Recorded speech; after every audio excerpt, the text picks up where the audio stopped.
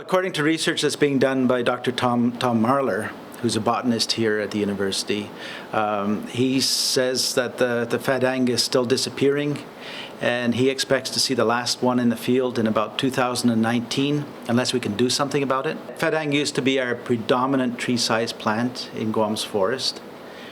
That's from a forestry survey done in 2002, and now we've lost 90% of them already. The Fadang is a native plant that the Chamorros once used to make tatidzas. It is an endemic species of cycad, which means it's a strain of cycad that can only be found on Guam.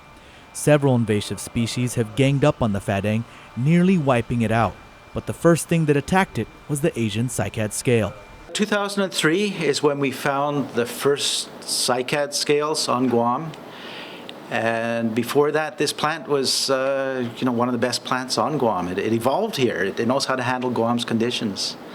It's drought resistant, it's typhoon resistant, but that's all changed now. So how did this invasive Asian cycad scale get to Guam? Well, they're not entirely sure, but the first ones were discovered in Tumon. Those scale insects were found not in the forest. They were found in front of a couple of hotels on island. Remember back in those days, every hotel had a nice display of cycads. The Fadang is our native cycad, but they also had some imported ornamental cycads. Those displays are all gone now. And from the hotel area, the cycad scale spread out into the boonies. And that's where it's doing the major damage. So what is being done to stop the destruction of Fadang? Well, Dr. Moore says they've brought in a ladybug from Hawaii that only eats the cycad scale. The idea is that this ladybug will eat the scales, keeping their population down and keeping the scales from wiping out the Fadang.